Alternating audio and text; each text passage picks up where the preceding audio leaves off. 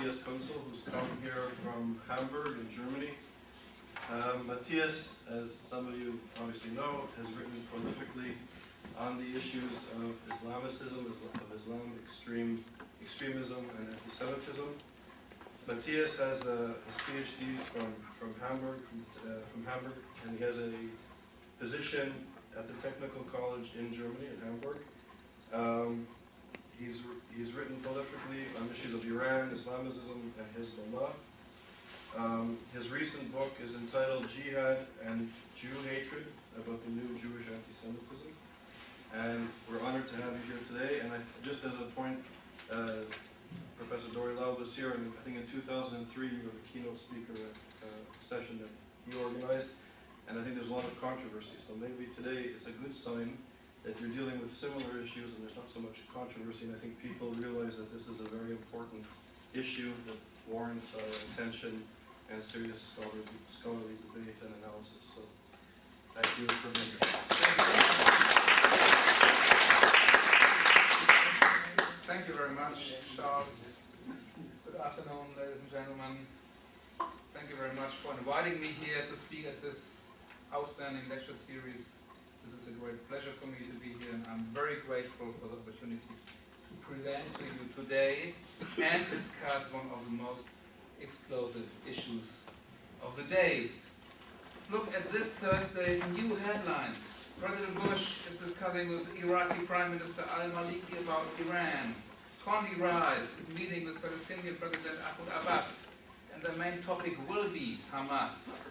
And even my fellow German, who happens to be the Pope, is conducting discussions on radical Islam right now in Ankara.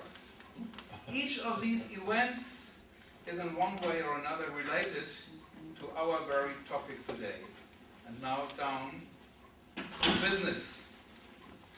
Nobody here will have forgotten the horrors of the most recent Middle East war, which took place this summer.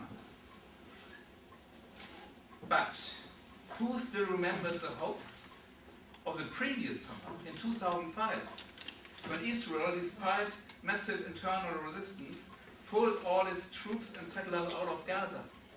Back then, many people hoped that the Gaza Strip would develop into a model Palestinian region that could form the nucleus of a Palestinian state alongside Israel. But what happened was the opposite. Almost immediately, this territory was transformed into an outpost in a war against Israel, as new weapon dumps and arms factories sprang up everywhere. From Gaza, Islamists bombarded the Jewish state with hundreds of Qassam missiles. Why? It was the same story in southern Lebanon. Following the withdrawal of the Israeli army in 2000, it was turned into a deployment area. Hezbollah installed over 12,000 rockets supplied by Iran via Syria near the Israeli border. The area was turned into a base for aggression with a well-planned system of fortified positions and network of tunnels, from which on 12 July 2006 an attack was launched on Israeli troops. Why? In both Gaza and Lebanon, the possibility existed for a normalization of relations with Israel, leading in all probability to an economic upturn. So why did Hezbollah and Hamas prioritize weapons and war rather than peace and welfare? Why are they spurred on in doing so by Iran, a country that had neither a territorial dispute with Israel nor a Palestinian refugee problem? This is the answer given by Hezbollah leader Hassan Nasrallah, quote, "Israel is a cancer in the region, and when a tumor is discovered, it must be cut out." And here is what Khaled Mashal, leader of Hamas, said, quote, "Before Israel dies, it must be humiliated and degraded. We will make them lose their eyesight. We will make them lose their brains." While Mahmoud Ahmadinejad, the Iranian president, promises that, quote, "very soon this stain of disgrace will be purged from the center of the Islamic world, and this is attainable." My final example of this kind of statement comes from Mohammed Hassan Rahimian, the representative of the Iranian supreme leader, who stands even higher in the Iranian hierarchy than Ahmadinejad.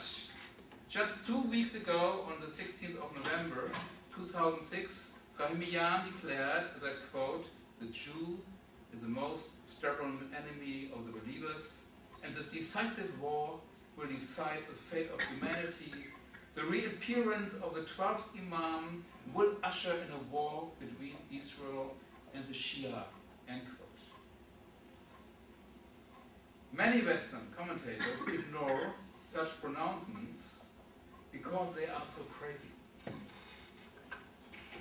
But were Hitler's speeches any less crazy? Hitler sincerely believed his propaganda and attempted, in his peculiar sense of the world, to free the world of the Jews by murdering them. Islamists, too, genuinely believe in their own hate-filled tirades. They celebrate suicide attacks on any and all Jews as acts of liberation. The fact that people who are not Islamists participate in this jubilation reveals a second similarity with the Nazi era. I'm referring here to the impact of anti-Semitic brainwashing techniques, which have been refined since the days of Joseph Goebbels. One of the instruments of this brainwashing is a Hezbollah satellite TV channel, Al-Manar, which reaches millions of people in the Arab and Islamic worlds. Its popularity is due to its countless video clips which use exciting graphics and stirring music to promote suicide bombing. Indeed, Al-Manar has made the Protocols of the Elders of Zion, Hitler's textbook for the Holocaust, into a soap opera. Episode by episode, the series peddles the fantasy of the Jewish world conspiracy. Jews unleashed both world wars, Jews discovered chemical weapons, Jews destroyed Hiroshima and Nagasaki with nuclear bombs. In short, Jews have brought nothing but death and destruction upon humanity. The most bloodthirsty themes are brought into Muslim family homes by Al-Manar. In one such scene, a rabbi says to a young Jew, quote, "We have received an order from above. We need the blood of a Christian child for the unleavened bread for the Passover feast." In the following shot, a terrified youngster is seized from the neighborhood. Then the camera zooms in on the child for a close-up, his throat being cut. The blood spurts from the wound and pours into a metal basin. Here, medieval anti-Semitism is being drummed into the collective consciousness of normal Muslim families with a suggestive force comparable to that of Nazi productions such as the film Jud Süß. A child who has seen this scene of slaughter will be affected for the rest of his life. It will take generations to remove this mental poison from people's minds. When the Hezbollah provoked war with Israel broke out in summer 2006, this investment in mass anti-Semitism paid off. Think of the pictures of the dead civilians in Lebanon and of the children of Beit Hanun killed by a stray Israeli shell. When Israel's army is compelled to defend itself, the results are not pretty for either side. But what is decisive is the context in which one views such images, where the emotional infrastructure of anti-Semitism has been built up by a steady stream of propaganda over many years. The meaning of such images is self-evident. By such means, an eliminatory hatred of Israel and the Jews has been fostered on a mass scale, including in people who have nothing to do with Hezbollah. Sheikh Hassan Nasrallah, who as a leader of Hezbollah is responsible for Al-Manar, can't feel satisfied. there is yet another point of contact with National Socialism, albeit a bizarre one, and that is Holocaust denial, espoused by the Iranian president with the acclaim of Hamas and Hezbollah. Here, either the dead are murdered a second time since it is denied that they were killed the first time, or the victims are subjected to anti-Semitic mockery, as in the Iranian cartoons, one of which showed Anne Frank in bed with Hitler. This is to us unimaginable malice, but it is nonetheless a part of Iranian foreign policy. I will return to this issue later. The fact is that not a single Muslim or Jew would have been killed this summer if Hamas and Hezbollah had decided to pursue peace rather than war. Once again, Judeophobia has led to a terrible suffering. Peace in the Middle East requires a struggle against this hate propaganda, but what is the reason for this hatred? Is it Zionism and Israeli policies? Or might it be that Judeophobia is an integral part of Islam? Why and how did anti-Semitism come to the region? These are the issues I want to address now. The approach I intend to take is a historical one. So my talk centers on 4 excursions into history. The first takes us back 80 years. What were the relations between Jews and Muslims like in the Egypt of the 1920s? Prepare yourself for a surprise. In the 1920s, the Jews of Egypt were not isolated and hated, but an accepted and protected part of public life. They had members of parliament, were employed at the royal palace and occupied important positions in the economic and political spheres. The Egyptian population, too, were favorably inclined towards the Jews. I got some quotes on the transparency. It merits emphasis, reported a Viennese journalist, that the Jewish shopkeeper and commission agent enjoy great popularity with the domestic population and are mostly considered to be very honest, end quote. How was this possible in a country where Islam was the state religion?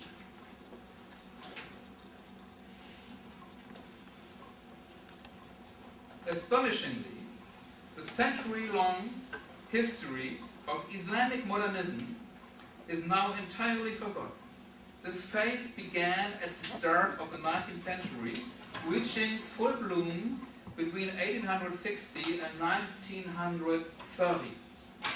For example, in 1839, the Ottoman Sultan decreed equality for Jews and Christians, and in 1956, this equality was established in law.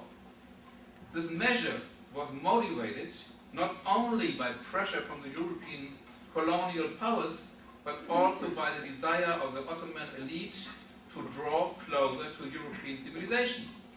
Of course, the dhimmi status of the Jews meant that their situation did not improve everywhere and at once. Some Jewish communities in some Arab lands still suffered humiliations, but at least in the urban centers, Jews were permitted to become members of parliament, hold government posts, and after 1909 were recruited into the military. In the 1920s, the bulk of the Islamist elite no longer lived under Sharia law. Kemal Atatürk's regime abolished it in Turkey in 1924. In 1925, Iran began to secularize under Reza Shah. In Egypt too, Sharia only applied in the personal sphere, otherwise the legal code was of European provenance. In this period, rather than the nation being a subunit of Islam, Islam was a subunit of the nation in which Muslims, Christians and Jews enjoyed equal rights. The Zionist movement was likewise accepted with an open mind. For example, the editor of the Egypt's daily Al-Aham wrote,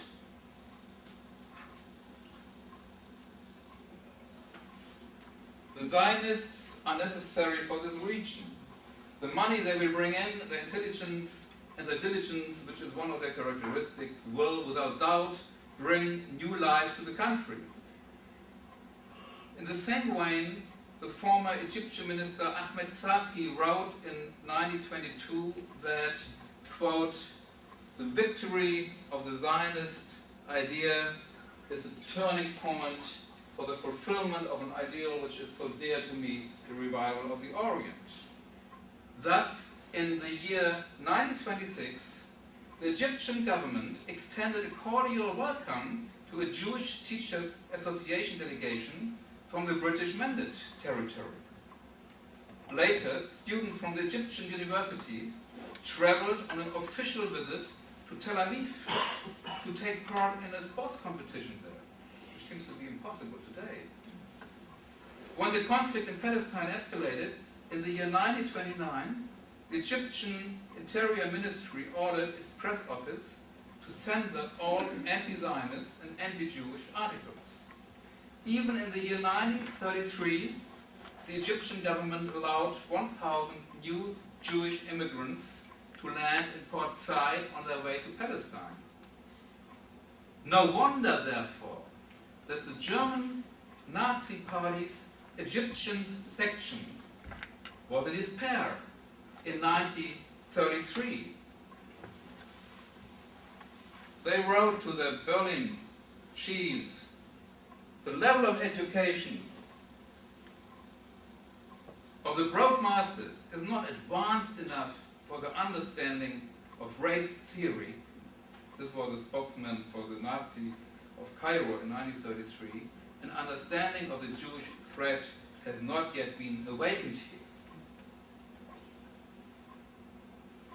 To summarize our first trip into history, 30 years after the founding of the Zionist movement and 20 years before the creation of the State of Israel, relations between Jews and Muslims in Egypt, Turkey and Iran were better than ever before.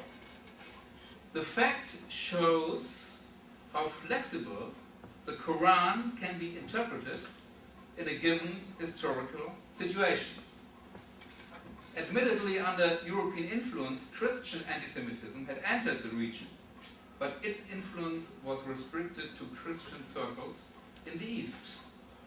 It was during the 1930s that this began to change. And that brings me on to the second historical excursion.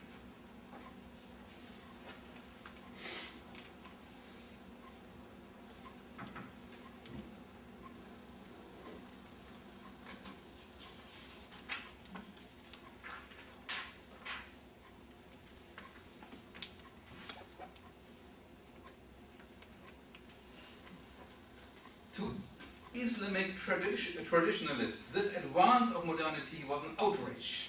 Their resistance lays the groundwork for what is commonly described nowadays as the Islamist movement, that is to say, a movement combining Islamic fundamentalism with jihad in the sense of permanent holy war. It was from the outset both anti-modern and anti-Jewish.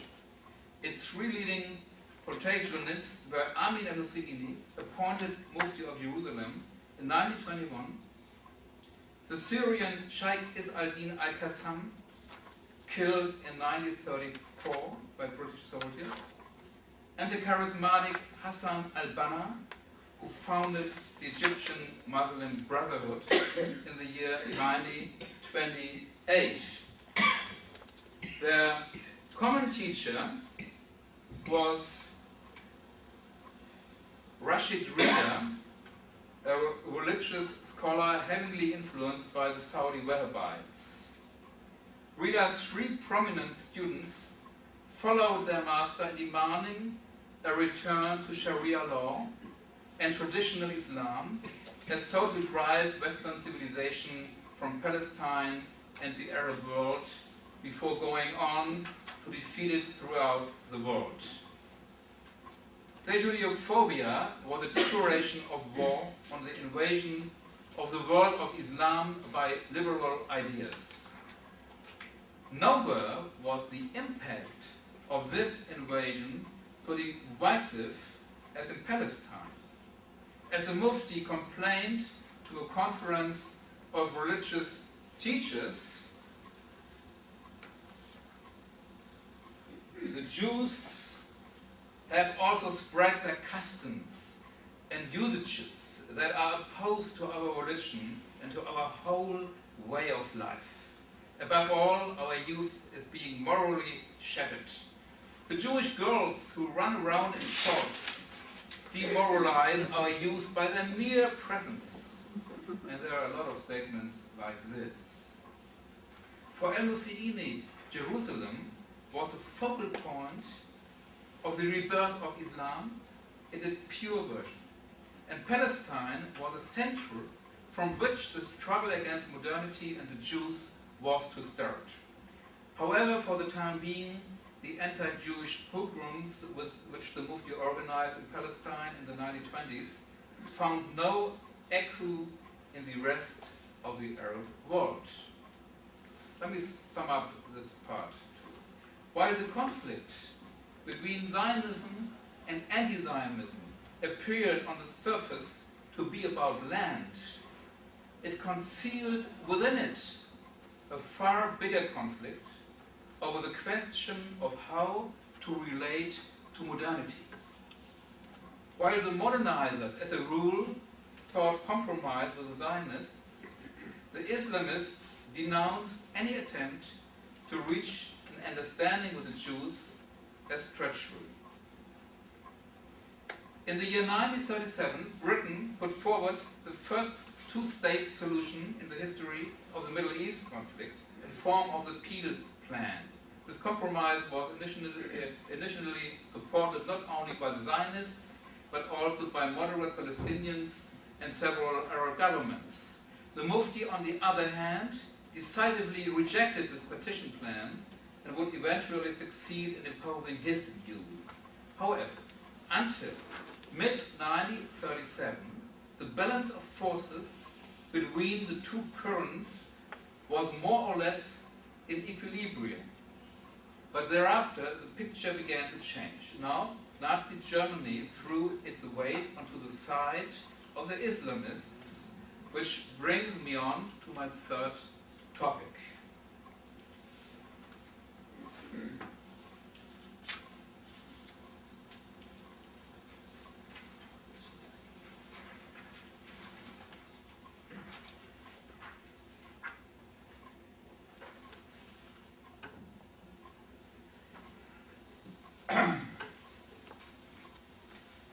For the Mufti, Nazi Germany was more than simply an ally in the struggle against France and Britain. He knew the nature of the Nazi regime, and for that very reason was seeking an alliance with it as early as spring 1933.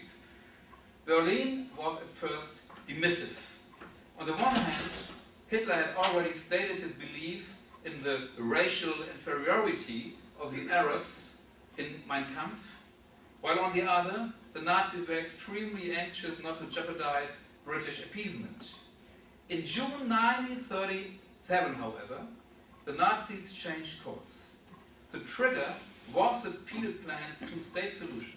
Berlin wanted at all costs to prevent the birth of a Jewish state and thus welcomed the Mufti's advances.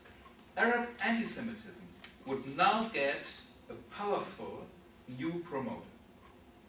A central role in the propaganda offensive was played by the Nazi wireless station, now almost totally forgotten. Since the 1936 Berlin Olympics, a village called Zeesen, located in the south of Berlin, had been home to what was at the time the world's most powerful shortwave radio transmitter. Between April 1939 and April 1945, 6 years ago, Radio Zeesen reached out to the illiterate Muslim masses through daily Arabic programs which also went out in Persian and Turkish. At that time, listening to the radio in the Arab world took place primarily in public squares or bazaars or coffee houses. No other station was more popular than this Nazi season service, which skillfully mingled anti-Semitic propaganda with quotations from the Quran and Arabic music. The Second World War allies were presented as lackeys of the Jews, and the picture of the United Jewish Nations drummed into the audience. At the same time, the Jews were attacked as the worst enemies of Islam.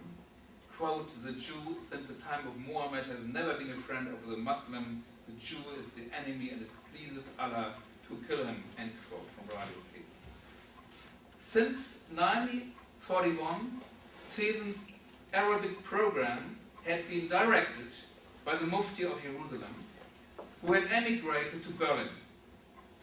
No less important than this technical innovation was the fact that the Mufti invented a new form of Judeophobia by recasting it in an Islamic mold. The Mufti wanted, quote, "to unite all the Arab lands in common hatred of the British and Jews," as he wrote in a letter to Adolf Hitler. But European anti-Semitism had proved an ineffective tool in the Arab world. Why?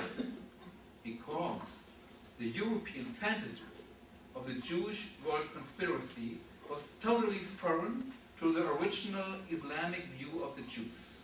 Only in the legend of Jesus Christ did the Jews appear as a deadly and powerful force who allegedly went so far as to kill God's only son. Islam was quite a different story. Here it was not the Jews who murdered the prophet, but the prophet who in Medina murdered the Jews. As a result, the characteristic features of Christian anti-Semitism did not arise in the Muslim world. There were no fears of Jewish conspiracy and domination, no charges of diabolic evil. Instead, the Jews were treated with contempt or condescending tolerance. This cultural inheritance made the idea that the Jews of all people could represent a permanent danger for the Muslims and the world seem absurd. The Mufti, therefore, seized to the only instrument that really moved the Arab masses, Islam. He was the first to translate Christian anti-Semitism into Islamic language, thus creating an Islamic anti-Semitism. His first major manifesto bore the title Islam, Judaism, Appeal of the Grand Mufti to the Islamic World in the year 1937. This 31-page pamphlet reached the entire Arab world, and there are indications that Nazi agents helped draw it up. Let me quote at least a short passage from it.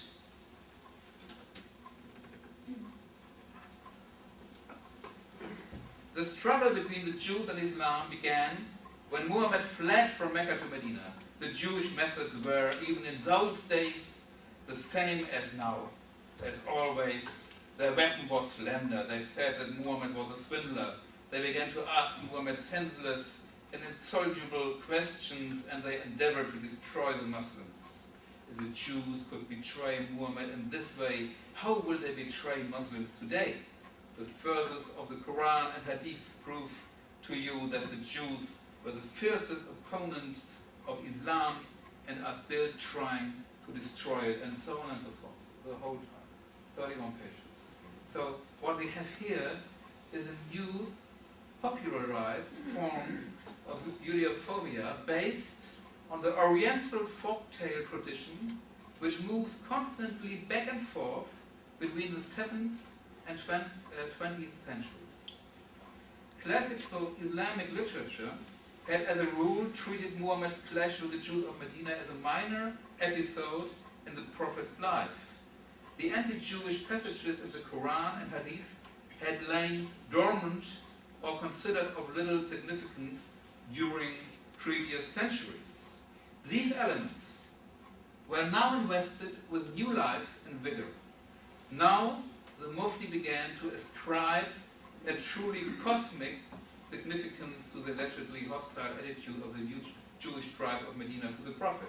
Now he picked out the occasional outbursts of hatred found in the Quran and Hadith and drummed them relentlessly into the minds of Muslims at every available opportunity, including via the Arabic shortwave radio station in Berlin. Radio Season was a success not only in Cairo. It made an impact in Tehran as well. One of its regular listeners was a certain Ruhollah Khomeini. When in the winter of 1938, the 36-year-old Khomeini returned to the Iranian city of Qom from Iraq, he, quote, had brought with him a radio receiver set made by the British company Pi. The radio proved a good buy. Many mullahs would gather at his home, often on the terrace in the evenings, to listen to Radio Berlin and the BBC, writes his biographer Amir Tahiri. Even the German consulate in Tehran was surprised by the success of this propaganda.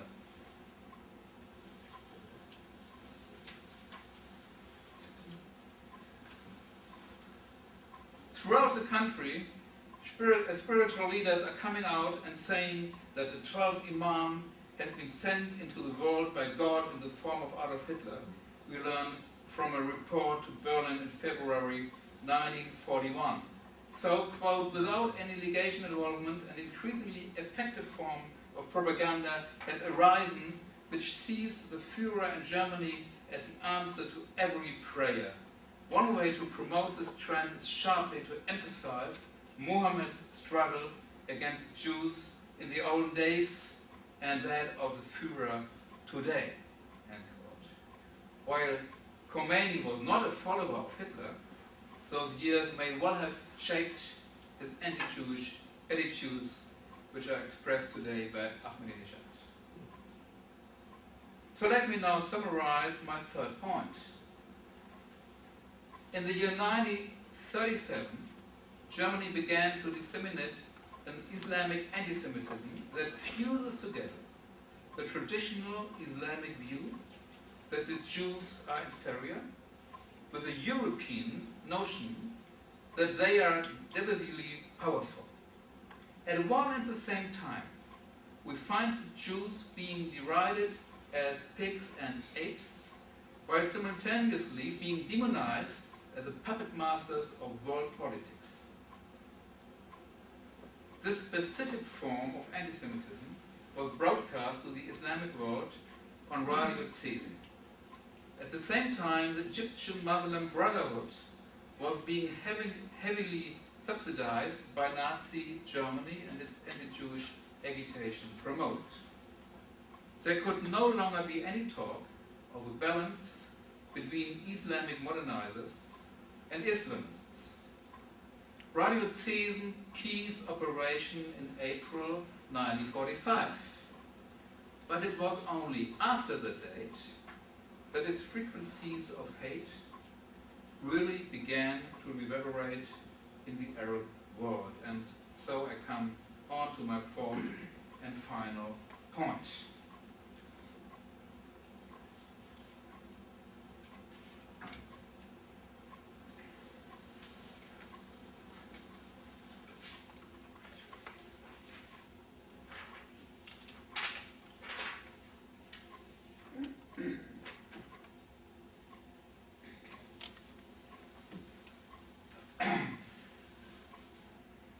After 8th of May 1945, National Socialism was placed under the ban virtually throughout the world.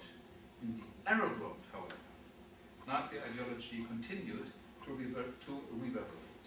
In her report on the 1961 trial of Adolf Eichmann, Hannah Arendt discussed the reactions to the trial in the Arab media.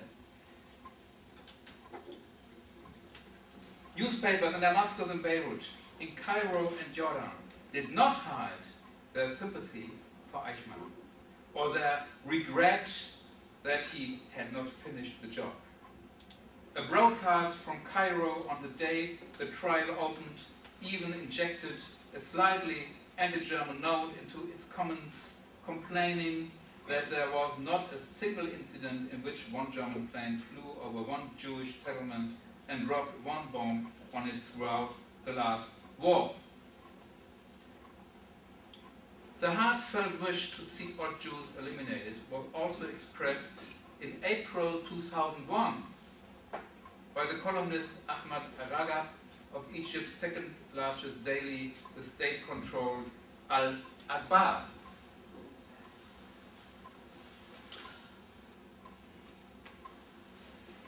Give thanks to Hitler.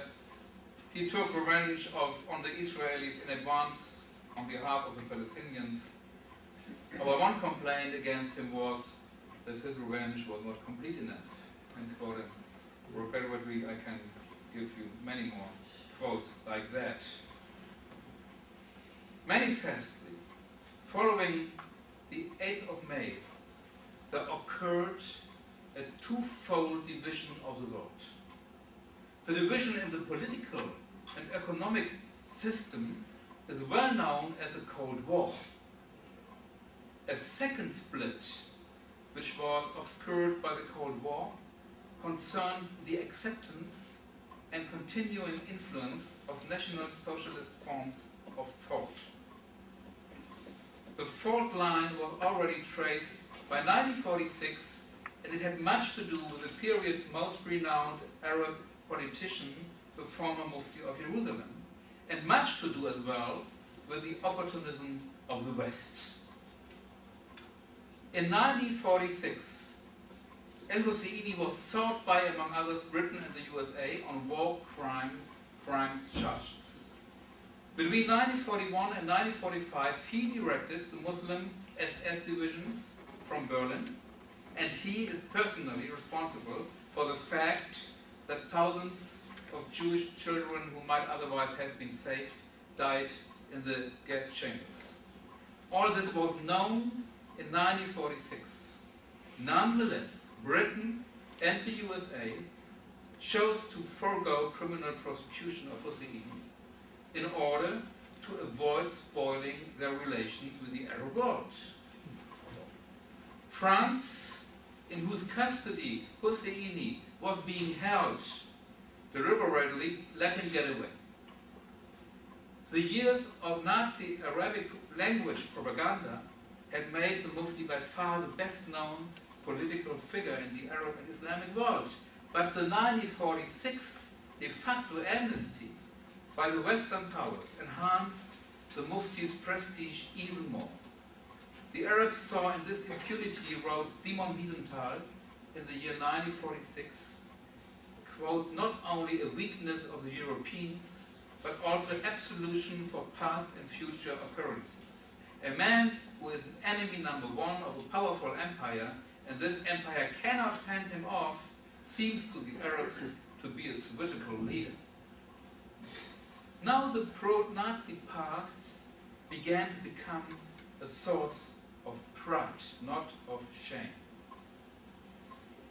When on the 10th of June 1946, the headlines of the world press announced the Mufti's escape from France, the Arab quarters of Jerusalem and all the Arab towns and villages were garlanded and beflagged, and the great man's portrait was be seen everywhere, reports a contemporary observer.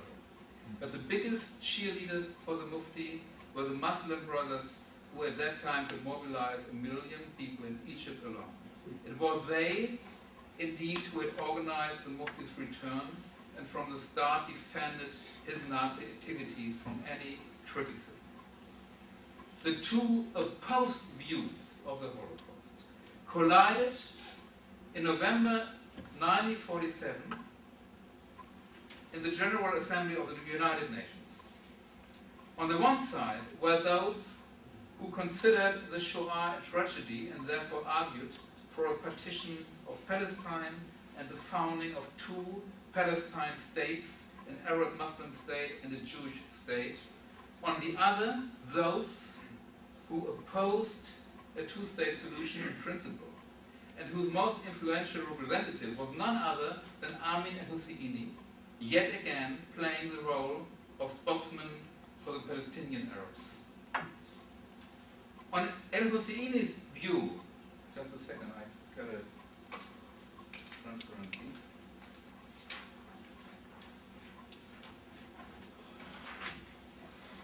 You see, on al-Husseini's view, the Arabs, quote, should jointly attack the Jews and destroy them as soon as the British forces have withdrawn from the Palestinian Mandate territory. The Muslim Brotherhood likewise interpreted the United Nations resolution from the standpoint of its anti-Semitic worldview.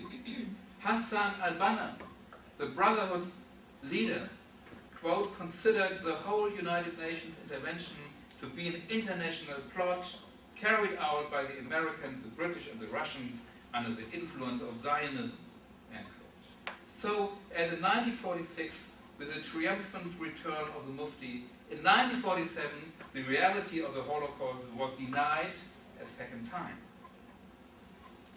But there was yet a third viewpoint to be found in the Arab world in 1947. That of those who were not interested in the Holocaust for its own sake, but who supported the partition plan for pragmatic reasons. Particularly in Palestine, there were many Arabs who were in favor of partition because they knew that the fight against partition was futile because the Arabs had no arms and the Jews had the support of the United States and Britain, or because they were among the tens of thousands of laborers who advanced the Jewish economy, especially by working in the citrus groves.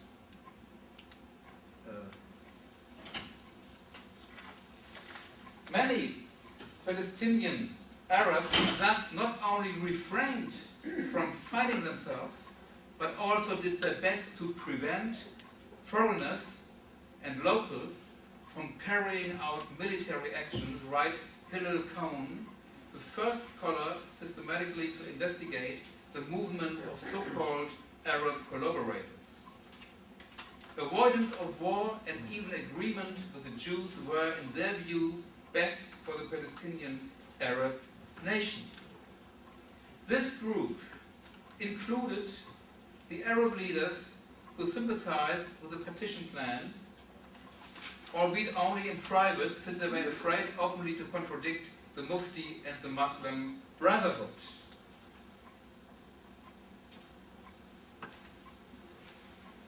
Among them was Abdullah, Emir of Transjordan, Sidki Pasha, Prime Minister of Egypt, Abd al-Rahman Assam, head of the Arab League, and Musahim al-Pashashi, former Prime Minister of Iraq, who argued that, quote, eventually there would have to be an acceptance of the Jewish state's existence, but for now it was politically impossible to acknowledge this publicly. To do so, he said, would cause a revolt in Iraq. So the cowardice of the Arab leaders and the cynicism of the West, who let the Mufti escape, paved the way for one of the most fateful watersheds of the 20th century, the Arab military assault on Israel in the year 1948. In 1952, the defeat of the Arab armies in this conflict brought to power yet another former fellow traveler of the Nazis, Gamal Abdel Nasser.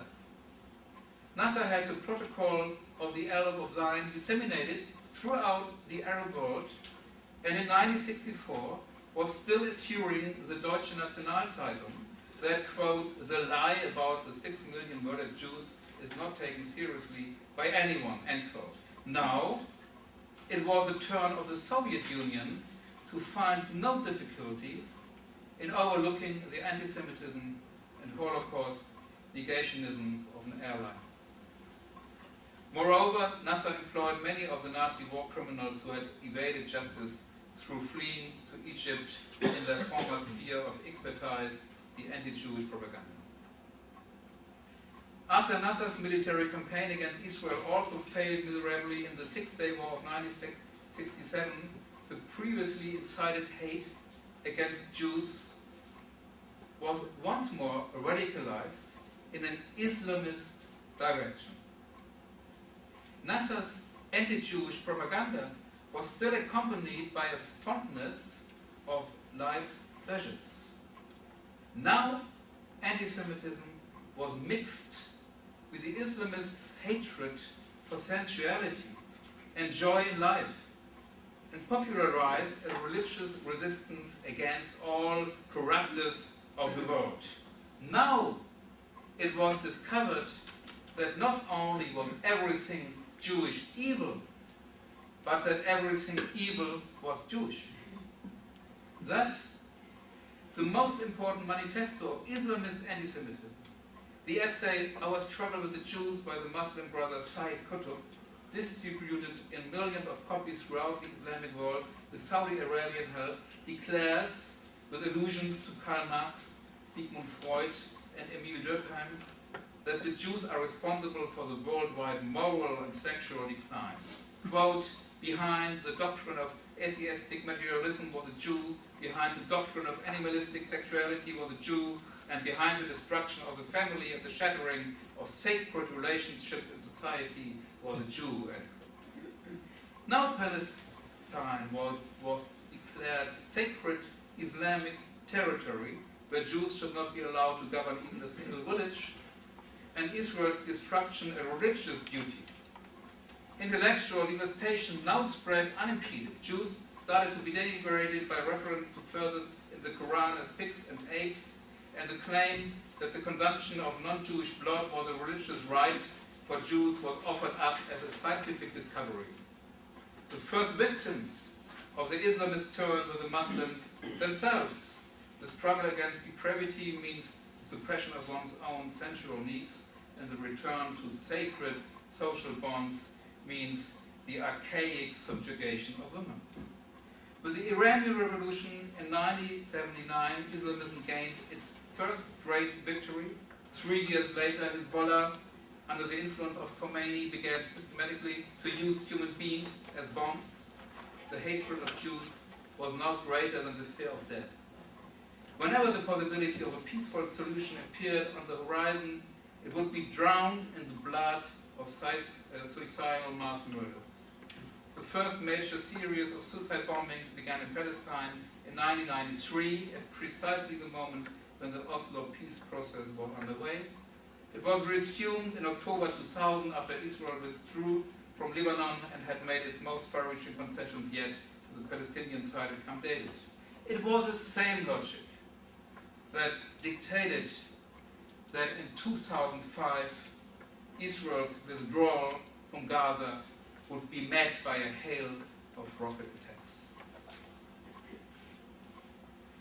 So, what overall conclusions can be drawn from our short historical survey?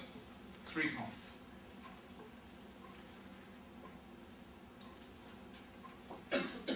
Firstly, as regards to the Islamic world, history shows that how a Muslim defines his relationship to Israel and the Jews is a strictly personal decision. The Mufti made a deliberate choice to torpedo any solution through dialogue, and Hamas too has made a deliberate choice to want to destroy Israel. There is nothing inevitable about such decisions. This statement of the obvious is regrettably not obvious to everyone. In Tom Segal's bestseller, One Palestine Complete, for example, we find anew the idea fix of two completely unified peoples confronting one another. Each wants a country for itself, therefore the Jews kill the Arabs and the Arabs kill the Jews, a spiral of violence for which both sides are deemed equally responsible. This theory will never withstand analysis. In the Zionist camp, fundamentalist positions have always existed as well, but here they have been either kept under control by state institutions or marginalized by society, while on the Palestinian side the spirit of the Mufti continues to prevail and seeks to silence any deviation. Secondly, as regard Europe, here we can see how catastrophic the consequences of European appeasement of Islamism have been and are today. Amin al-Husseini was installed and promoted by European powers. In 1921 it was the British who appointed him Mufti against the will of the majority of Palestinians. It was the Germans who between 1937 and 1945 paid for his services. And it was the French who let him flee to Egypt in 1946, so enabling him to resume his activities. Despite this co-responsibility for the situation, Europe's politicians and media continue to refuse to recognize the existence of the Islamist anti-Semitism of Hezbollah and Hamas. But if this factor is ignored, the scale of Islamist terror becomes a new measure of Israel's guilt. The principle then is, the more barbarous anti-Jewish terrorism becomes, the more guilty Israel is. However, those who make Israel the scapegoat for Islamist violence are not only dancing to the Islamist tune, they are also subscribing to the latest version of the hoary old European anti-Semitic notion that the Jews were behind everything bad, even when they are themselves the victims. The absence of clarity is thus the beginning of complicity.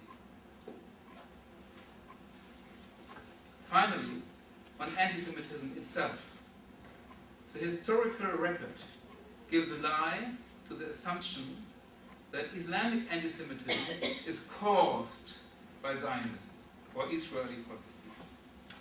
In fact, it is not the escalation of the Middle East conflict that has given rise to anti-Semitism. It is rather anti-Semitism that has given rise to the escalation of the Middle East conflict again and again. There is a sure way of identifying the real roots of such anti-Semitism, and that is to look at the current attitude in this part of the world to Hitler and the Nazis. If Germans in Beirut, Damascus and Amman are greeted with compliments for Adolf Hitler, this can hardly be Israel's doing. When Iranian cartoons show Anne Frank in bed with Adolf Hitler, what on earth has this to do with Zionism? Today, Ahmadinejad is further whipping up Judeophobia with his Holocaust denial campaign. Those who deride the Holocaust as a fairy tale are implicitly claiming that the Jews have been duping the rest of humanity for the past 60 years. Those who talk about the so-called Holocaust are insinuating that 90% of the world's media is controlled by the Jews who are systematically preventing us from learning the real truth. But those who view the Jews in such kind of global force as evil cannot sincerely criticize Hitler's final solution. Instead, they will deny the Holocaust to the outside world by secretly drawing inspiration from it as a kind of precedent that proves it can be done, that one can murder millions of Jews. Every denial of the Holocaust contains an implicit appeal for its repetition. This anti-Semitism cannot be mitigated by anything Jews do or by any conciliatory step the Israeli government may take. Those who have fallen prey to the demonizing delusions of anti-Semitism are bound to find their prejudices confirmed by whatever the Israeli government does or does not do. Islamic anti-Semitism has nothing to do with ethnic characteristics or cultural peculiarities. In fact, what we are seeing is a revival of Nazi ideology in a new garb. Let me therefore end with an appeal by a Muslim, the scholar of Islam, Bassam TV, who was invited also to this lecture series, quote, "Only when the public take the appropriate stand against the anti-Semitic dimension of Islamism will it be possible to say that they have truly understood the lessons of the Holocaust." Thank you very much.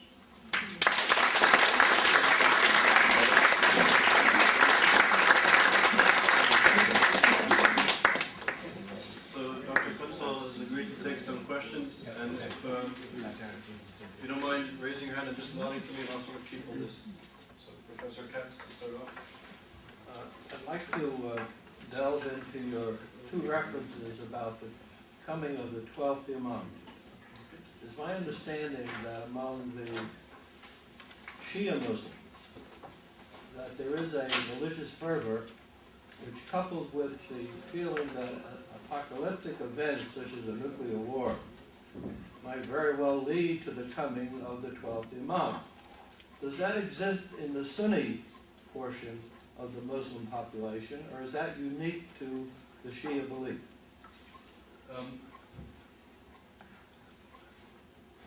There are some references in the Sunni religion as well in this part of Muslim, but it's much more stronger in Shia.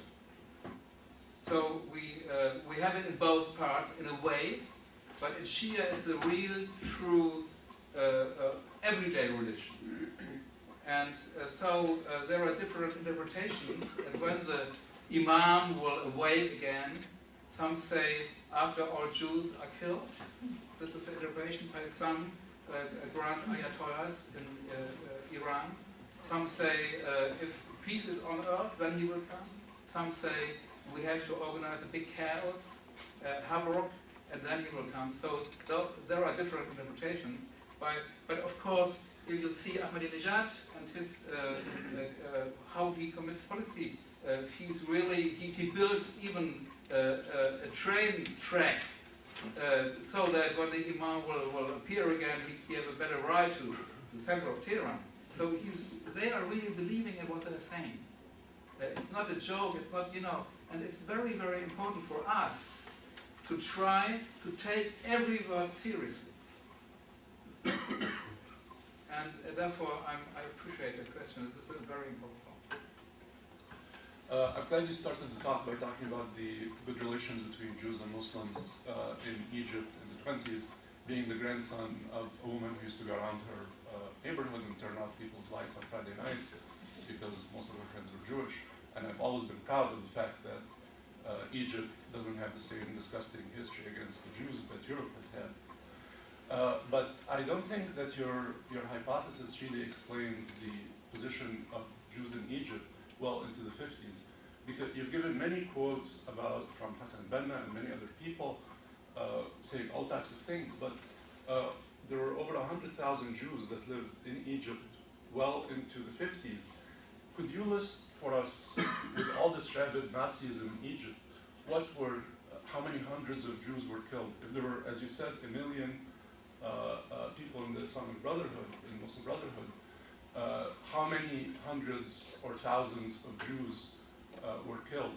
And could it be, so you didn't really consider the alternative hypothesis, which is that 700,000 Palestinians were pushed out of Israel,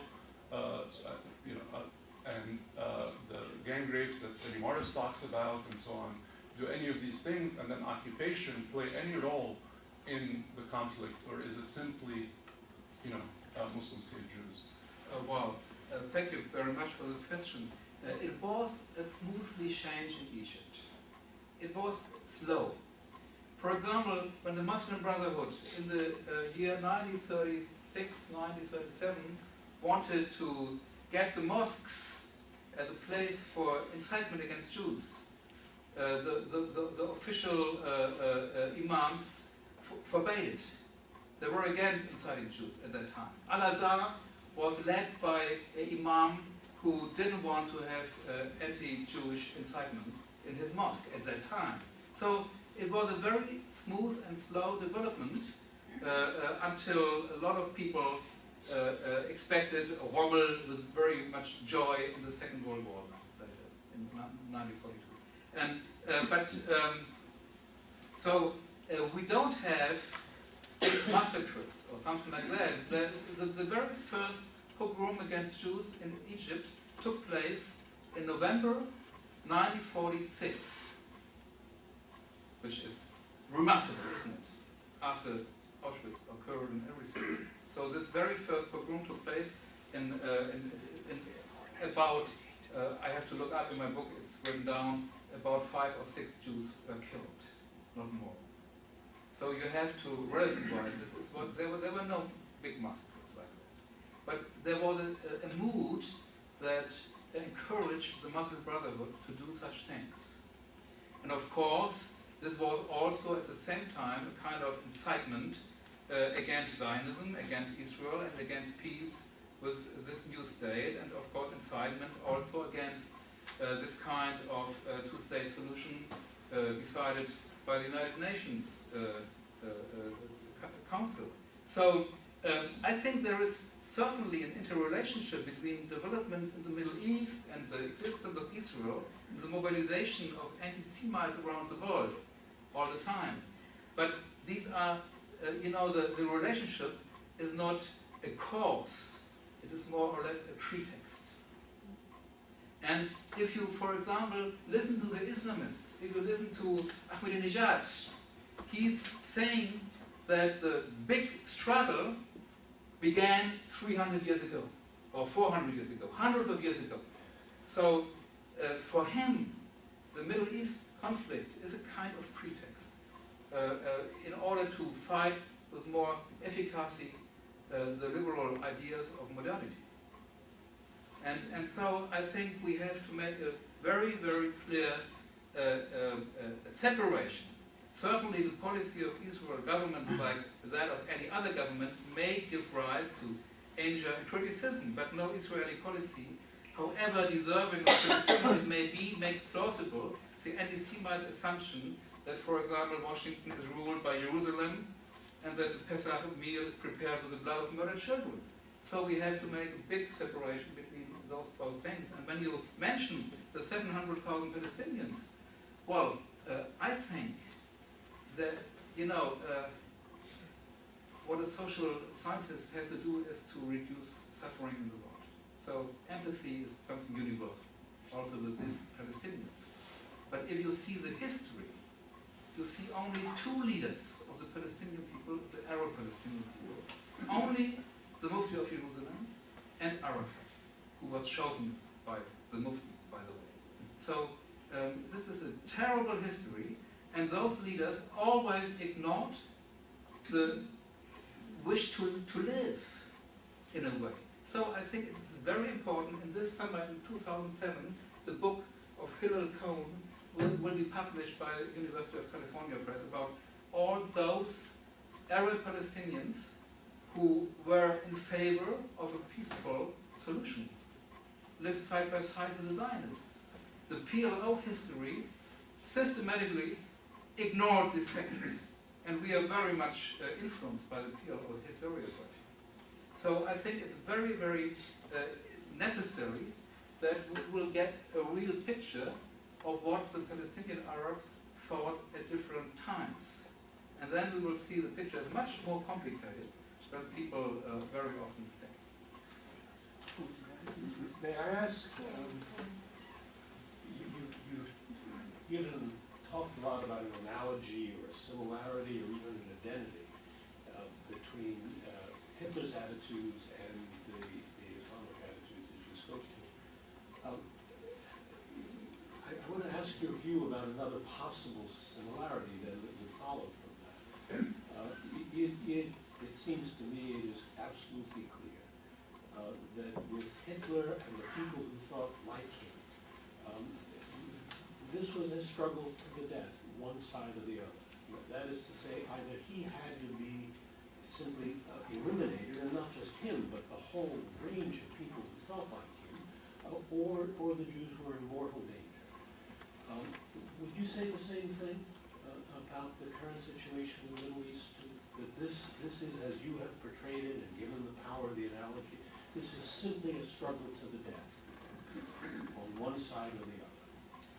Well, if you hear some statements by imams, they are saying the time of liberation, of redemption will come once the it's not this kind of struggle of death, but redemption. And you know, we will be free if the Jews are killed. So you have very often these kind of statements. But I think, you know, we have to compare Islamism with National Socialism. We can't equate it. And this, the anti-Semitisms are different. I will tell you why. One point is that, for example, Islamists, of course, are fundamentalists, which means they think Charles Darwin was sent by the Jews in order to falsify the Quran. The Quran says another story about the evolution of man than Charles Darwin did. So the Islamists deny everything Charles Darwin had written. And it's you know, very dangerous to have a positive point of view concerning Charles Darwin within their groups of people. So they are not racist in that way. Which means the National Socialists, they had a racist understanding, social Darwinism, about races above and lower, and so you know, you don't have the word Halbjude in Islamic language, which is a racist word, a half-Jew. This is only connected to the biological racism of Europe, of modernity in Europe. In Islam, it's quite another thing. You also have disabled people are very, very honored within Islam. And you don't have, you know, the desire to kill the last baby, which is Jewish, and the last grandfather, which is Jewish, from every part of Europe. This is very special Nazi ideology, and this is, of course, a singular event, which will not repeat in this way. And so there is a differentiation. That is the reason why, for example, it's possible for Jews to survive in Tehran at the time with Ahmadinejad. Although I also think sometimes that the Jews in Tehran are a good thing to blackmail Israel not to do anything. You know, he can revenge with the Jews in Tehran. So there are different, you know, explanations, but it's not identical.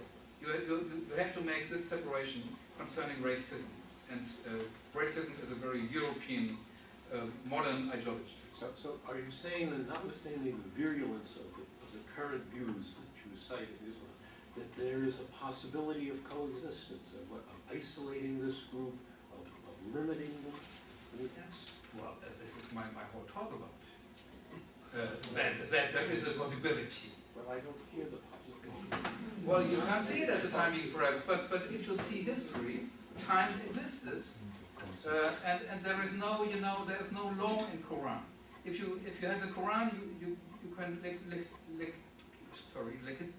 legitimize the existence of Israel with the Quran as well as the destruction of Israel. So it's a question of interpretation, as always. And so I think it's very important. I was really amazed to see that this 100 years of Islamic modernism is really forgotten today, which shows that a kind of dealing is possible without this ugly anti-Semitism. Yeah, actually, a friend of mine who's Palestinian, I'm not a Muslim, by the way, just for the record. But a friend of mine who's Palestinian Muslim said, if you go to this talk, you should thank you and Charles Small for Zionists like you who are picking a fight with the whole Muslim world, essentially, because that mobilizes the Muslim world to come help us. Otherwise, they're not helping us. Most of them are run by dictators who are loyal to America, like Egypt, like Jordan, and other places, and so maybe this is helpful. I'm not listening to his advice, obviously. I do, this is my trade. I do want to say a couple of things. You have a selective historiography. For example, when you talk about Hitler, Hitler's book Mein Kampf also lists Muslims and Arabs as basically subhuman, as that they are also I like. thought about that. But the more important thing, which you didn't mention, is that in Hitler's book Mein Kampf, the only good group of Jews that he mentions are the Zionists. He says that it's a great group out of Vienna, and that they happen to validate my view, because I used to think that Judaism is a religion, and Zionists proved to me by an attitude of a segment of Jews themselves that Judaism is not a religion, but a nationality, a group of people distinct. And then, as a result of this, there was immediately collaboration between the Nazis and the Zionists, articulated in books by Jews like Lenny Brenner, for example, 51 Documents, History of the Nazi-Zionist Collaboration, books like Edwin Black about the transfer agreement, which talks about the Nazis, about the boycott of Nazi Germany that was started in the 30s by socialist Jews, that was broken by Zionist people that you support and so on. This is selective historiography, and I'm asking you to think seriously about why do you want to do this? Why do you want to? I mean, I'm a Palestinian Christian, okay? You were saying that there was the Mufti and there was Yafa, but they are the leaders of the Palestinian. Nonsense. There were 3 Palestinian factions in the 60s when the PLO was established. 2 of them were led by Palestinian Christians. You just asked the question.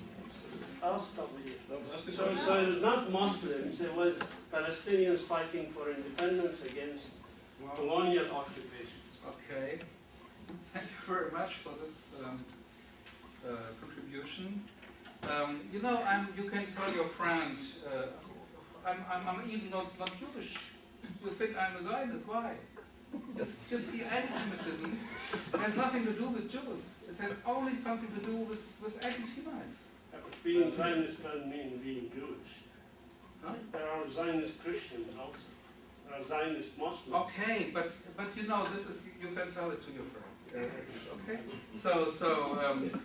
And if you go back to history, it's very interesting, and I bring a lot of sources in my book, which is in English, in the spring 2007, available. There was an anti-Semitic, anti-Zionism by the Nazis. The first book was written in the year 1921, Der Staatsfeindliche Zionismus by Rosenberg. It was an anti-Zionist book, of course. And they always hated the idea that the Zionists could form an own state in Palestine. And Hitler wrote in Mein Kampf that this kind of state mustn't be. And we have to fight it. So you can show me your path of Mein Kampf. I would be very interested, but I don't believe it. They don't exist. Hitler is against Zionism from the very first beginning. And when, of course, there was a kind of agreement for a couple of years, and there was some consideration with a, how was it called, Havara agreement, how to get out Jews out of Germany and have some you know, economical advantage out of it. So this was a kind of agreement, but when it came to the year 1937, that a real Jewish state could then, they changed the course. And there are extremely many papers and documents which really show that in the middle of the year 1937, the Nazis, you know, discovered the Arabs as a possible alliance partner against Jews. So I think, I don't know, I think that was it. I just wanted to make a brief comment to this gentleman here because I'm totally baffled that a person who is German, non-Jewish, who researches and writes about Jew hatred automatically turns into a Zionist. I don't quite understand that process. Thank you. You have a question? No, that's it. You made the statement that no matter what the Jews will be doing or can do, it won't help. 64. This is,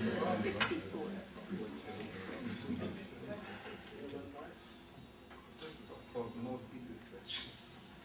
But what will help? Well, of course, I think I put it in my last points. The Europeans have to acknowledge that there is an anti-Semitism. And you know, even in Germany, we don't have a German translation of the Charter of Hamas, up to now. Every journalist is talking about suicide bombing, but no one knows the original text of this charter, which is really something very, very upsetting. So in Europe, there is no talk about this kind of anti-Semitism, which is, of course, rooted in Europe. So this is a big contradiction. So I think this is one of the very, very important points to show the public and to show journalists and to make this well known, that there is a real, like Nazi anti-Semitism, not the same, but in the new garb, anti-Semitism going on in these parts of the world. So this is perhaps the first thing. And the second thing I think is, which is very important, my whole talk was against the notion that every Muslim is the same. And history shows that there are different developments, even within the Muslim societies. And so I think if you have today Ahmadinejad, who is proud that the Iranian regime sent so many kids onto the minefields during the war against Iraq. They sent 10,000s of kids, of Iranian kids, onto the minefields to sacrifice the children in order to win the war against Iraq, and those kids are today hailed as martyrs. So it's really a kind of a loving of death, a longing for death, and they also invented in the following years this kind of suicide bombing. So in my opinion, you have two directions. Islamism today is connected with suicide bombing, with a longing for death. And I don't believe that the majority of the Muslim people of the world are going to long for death. I think they love life as we all love life. So I think this question has to be raised. What direction do we want to go? And there's a very good example. For example, the American policies when Ahmadinejad made his letter to Bush a couple of months ago. You remember the big letter from Ahmadinejad to Bush and so on and so forth. I think the Bush administration in this special point failed to consider the text in terms of its inherent logic. They said, well, it's nothing in it about the nuclear issue and the United States, the United Security Council things going on. So they didn't really analyze this document, this letter by Ahmadinejad. But this letter is saying, you know, this Islamist motto, you love life, we love death, is expressed in this letter in a somewhat watered down variant. I quote it, a bad ending belongs only to those who have chosen the life of this world. A good land and eternal paradise belong to those servants who fear His Majesty and do not follow their selves. So this is, in another way, the same content. We love death, you love life. And then he continued, those with insight can already hear the sounds of the shattering and fall of the ideology and thought of the liberal democratic systems. So I think we have to submit these sentences to the Muslims in the world, saying you have the choice: liberal democracy or longing for death. And I think if you make it clear, if you put the ideology of these guys like Ahmadinejad in the forefront, instead of separating the ideology from the so-called doable items, like the nuclear question, isolated from everything else, you can perhaps develop a better understanding of what's going on within the Muslim world as well. So I think we have to talk about this ideology, and we have to really make it public what they really want. I have no better idea. Huh? Who will do it? Here's one.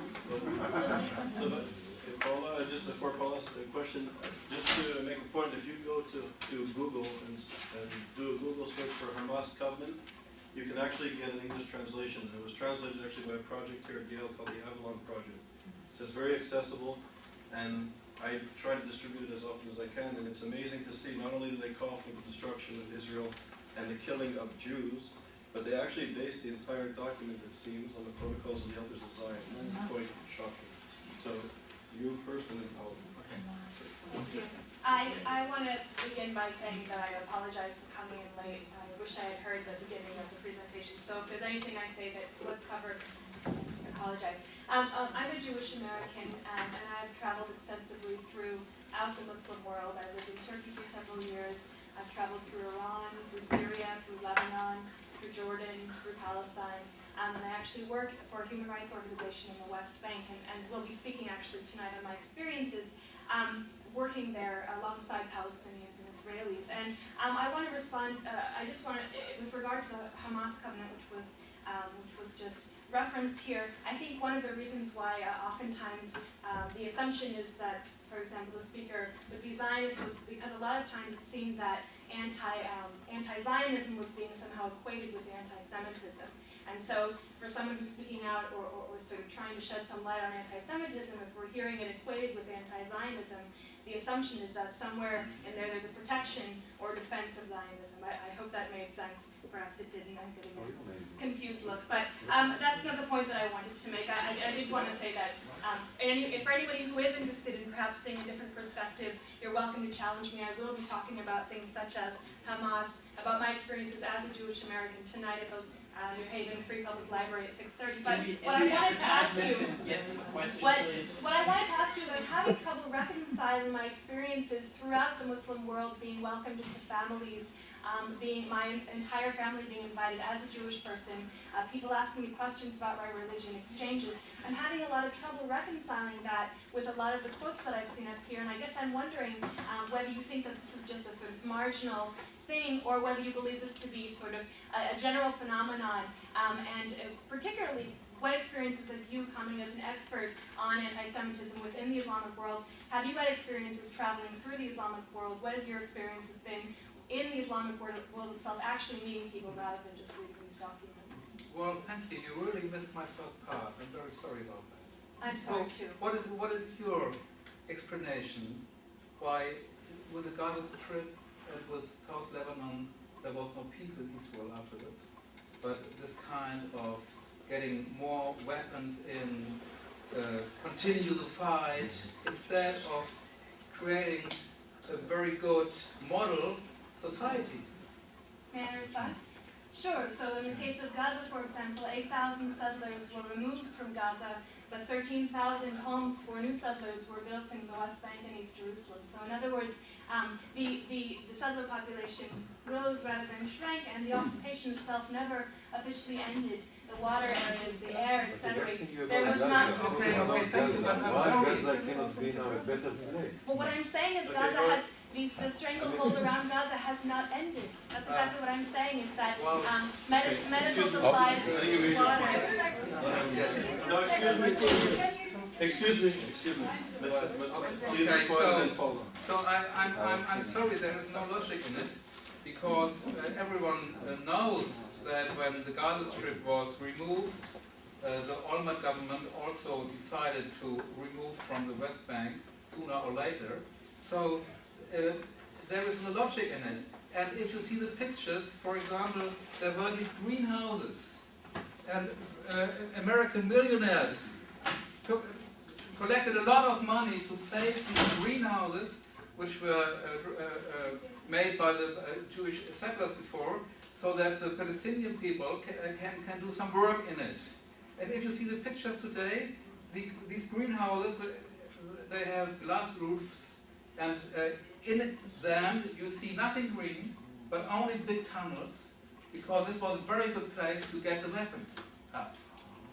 So My this question is is, what have you this seen? is What have something you seen this there? is something criminal against Palestinian interests. And all you know, you have to see these kids. 12 years old, there was an opinion poll, 60% of 12-year-old male kids saying we want to become suicide bombers.